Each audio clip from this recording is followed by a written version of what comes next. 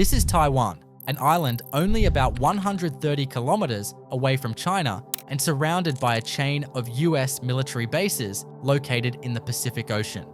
As far as China is concerned, Taiwan is an inseparable part of its territory, and it refuses to concede it, no matter what happens, with a clear goal of seizing control of the island and unifying all Chinese lands. However, Taiwan considers itself an independent nation and a completely separate entity from China. At the same time, the US rejects China's control over Taiwan and reaffirms that it will intervene militarily if China ever considers invading Taiwan.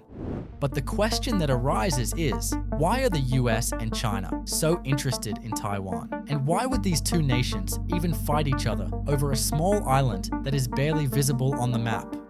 Taiwan is separated from China by the Taiwan Strait, the strait through which nearly all major commercial ships pass, and it is the main trade route for both China and Taiwan in this region. China conducts military exercises and maneuvers, penetrates Taiwanese airspace, and prepares for an invasion of Taiwan. To the north is the Miyako Strait, which runs between Taiwan and Japan, and to the south is the Bashi Channel, which separates Taiwan from the Philippines. As you can see, China needs to pass Taiwan, either from the north or the south, to eventually reach the Pacific Ocean, the most important and largest ocean in the world. Currently, Taiwan is positioned directly in front of half of China's coastline, and China has many military bases along this coast. These Chinese military bases face American military bases spread across the region in South Korea, Japan, and the Philippines. If we connect the dots where all these bases are located, we will find that the US bases form a chain in front of China. The US calls this chain the First Island Chain. This chain you see before you acts as a barrier that prevents China from imposing its control over the region, allowing the US to protect its allies and exert its control in the Pacific Ocean. This limits China's control to the area directly in front of its coasts, while the final say in the areas beyond belongs to the US. If we look at the countries in this chain, we will find that they are all US allies, and Taiwan sits almost in the middle, just 130 kilometers away from China. Consequently, if China launched a military invasion of Taiwan and seized control, it would succeed in dismantling the chain that is encircling it. It would gain control over the Miyako Strait in the north and the Bashi Channel in the south, and would have direct access to the Pacific Ocean. In this scenario, US allies surrounding China would begin to doubt America's ability to protect them. Here, the American military bases would likely disband. The US presence in the region would end, and a state of fear would begin regarding China, which would effectively add 150 nautical miles to its territory eastward. This would increase its capability to strike targets in Japan and the Philippines. This is why the US certainly will not allow China to annex Taiwan. And if it were to happen and China decided to invade Taiwan, this would likely be the scenario for World War III. The small island you see before you is not just important for China and the US to control the region. The importance of this island is that whoever controls it will be able to control the economy of almost the entire world. Taiwan literally possesses something that has no substitute anywhere else, and the idea of competing with Taiwan in this area is currently almost impossible. Taiwan is one of the most important democracies in the world, and its economy is currently among the top 25 economies on Earth.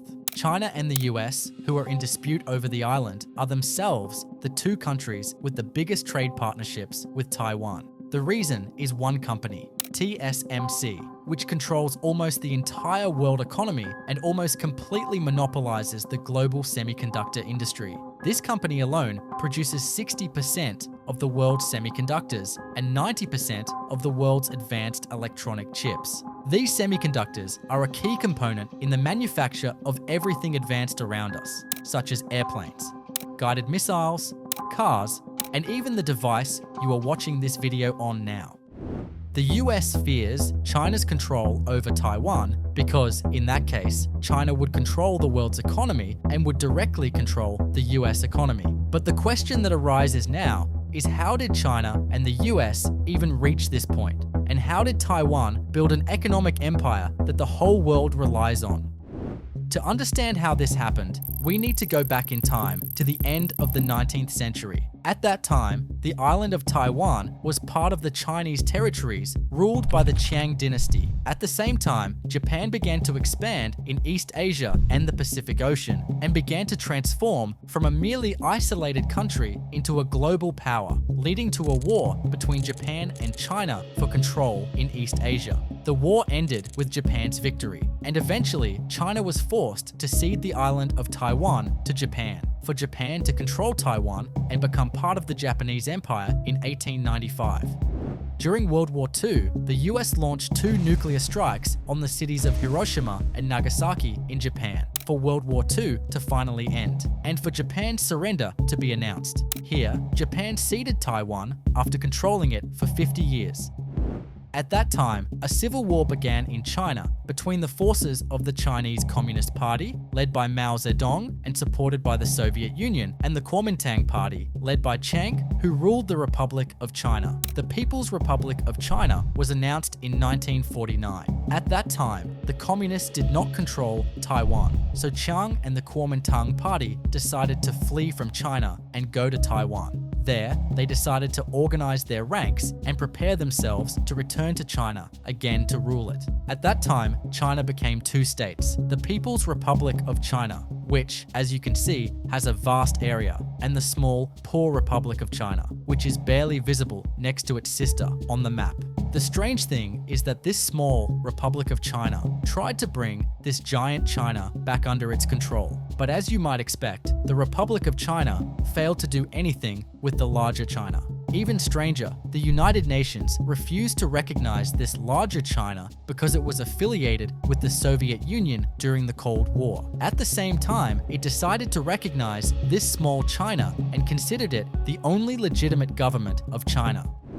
At that time, the US was afraid of the communists in China controlling Taiwan, so it intervened and sent a naval fleet to the Taiwan Strait and agreed with the government of Taiwan, or the Republic of China, that it would defend it against any potential attack. Here, the US literally became the barrier protecting the island from China's control. The Kuomintang Party, after arriving in Taiwan, began a period known as the White Terror, the goal of which was to completely control the island. Here, protests, strikes, and any gatherings were banned, and the fate of anyone suspected of communist affiliation or opposing the regime was usually imprisonment or execution. The government monitored people's movements in all aspects of life, for the government to finally succeed in completely controlling the island. The Taiwanese government knew that this giant China would never leave it alone, and surely, as soon as they got the chance, they would attack the island, seize control of it, and annex it to China. Here, they became certain that the only thing that would protect them from China was to transform into an economic power that the world could not do without. In that case, China itself would think 1,000 times about Taiwan, and the major countries of the world would likely be forced to defend Taiwan against any threat. Taiwan at that time was one of the poorest countries in Asia and relied heavily on agriculture and American aid. The government initially focused on further developing agriculture, reaching self-sufficiency, and exporting its agricultural products to the world. Then the government decided to focus almost entirely on industry. Here, the government decided to impose restrictions on imports and encourage local industries for the factories that were established to finally succeed in meeting the needs of the local population and excelling in industries such as textiles and building materials. The government encouraged companies to export by providing tax exemptions and offering low-interest loans to companies that exported their products, and by devaluing the currency and unifying the exchange rate. This made companies export their products to the world in large quantities and at very cheap prices. The economy began to grow rapidly, and Taiwan became capable of relying almost entirely on itself. Here, the US decided to stop its financial aid to Taiwan in 1965. 6 years later, Taiwan, or the Republic of China, was expelled from the United Nations, and the People's Republic of China took its place, becoming the only legitimate government for the Chinese. For Taiwan, the US is what protects it from China, but it is very likely that the US would abandon it at any time based on its interests, especially since the US itself recognized the People's Republic of China as the only legitimate government. That is why Taiwan felt that it had not yet reached the stage where the US and the whole world could not do without it. Taiwan decided to focus on developing technology and the semiconductor industry. Therefore, it established the Industrial Technology Research Institute in 1973. As a result, in 1987, the Taiwan Semiconductor Manufacturing Company, TSMC, was founded. It began producing electronic chips and developed with tremendous speed until it has now become almost unrivaled, and competing with it has become an almost impossible mission. This has made TSMC literally the most important company on Earth and transformed Taiwan from a mere island that exports cheap products into an economic power that the whole world cannot do without.